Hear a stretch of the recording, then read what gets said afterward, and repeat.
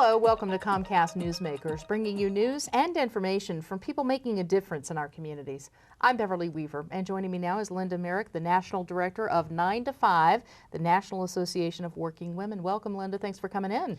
Thanks, Beverly. Let's start with really what the mission of 9 to 5 is nationally and here in Colorado. Linda, what are you focused on? Well, we are focused on issues that affect low-income women, mainly issues related to improving the workplace and also strengthening the safety net for low-income women and their families.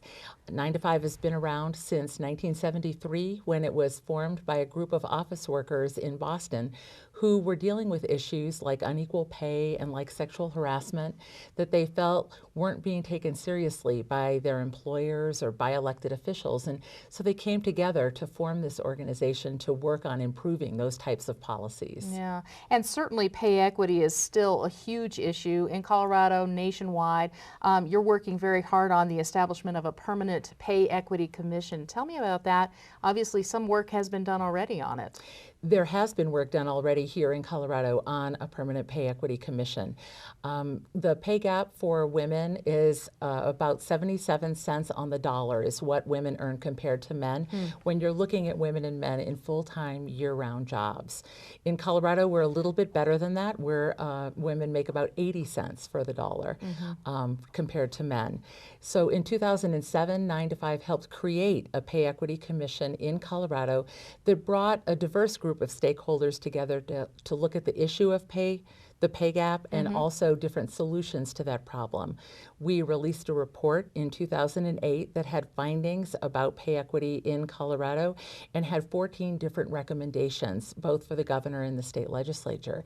And now we're working to create a permanent pay equity commission so that we have an entity within state government that is really focused on looking at this problem and the solutions to it. Yeah, it sounds like, Linda, that Colorado ranks fairly well in terms of making sure that women kind of receive equal pay for what men do. Obviously, there is still a gap there, but it sounds like we're a little better than a lot of other states. We're a little bit better than the average, but the reality is here in Colorado, just like across the country, if we don't take active steps to solve the problem and close the gap, we won't close the gap for decades to come. Yeah. In terms of what the other stumbling blocks are for women in getting economic justice, as you phrase it, what are the biggest hurdles in the workplace for women? Well, one of the big issues that affects women and contributes to the pay gap is the lack of family flexible policies in the workplace, so that when women are taking time off for caregiving, they're penalized in their paychecks and unfortunately sometimes with their jobs.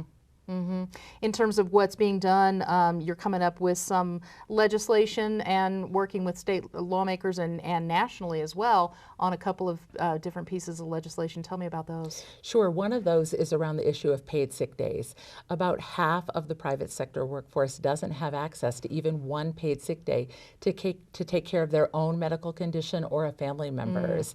And when you look at low-wage workers, the workers who are in the lowest earning categories, those workers, about 3/4 of them don't have access to paid sick days. So we're working on legislation at the state and the national level that would provide a minimum standard for all workers of paid sick days. Yeah, and in terms of paycheck fairness, you're obviously focused on making sure that women have some equality with men.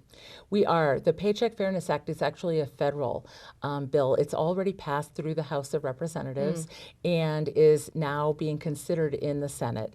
And it would both increase the remedies available for people who suffer unequal pay in the workplace, but it would also extend nationally that protection for workers who share information with each other about their pay. Yeah, times have certainly changed since 1973 when 9 to 5 got started, but how do you think we're doing overall? We've made a lot of progress in many, many areas, but we do still have a long way to go to reach equality. Yeah. Where can people go, Linda, to get more information on what 9 to 5 does and your organization overall? Our website is www.9to5.org, and there will be lots of information on there and opportunities for people to get involved. All right, Linda Meric, the National Director of 9 to 5, the National Association of Working Women. Thanks for being with us. Thanks so much, Beverly. And thanks for watching Comcast Newsmakers. I'm Beverly Weaver.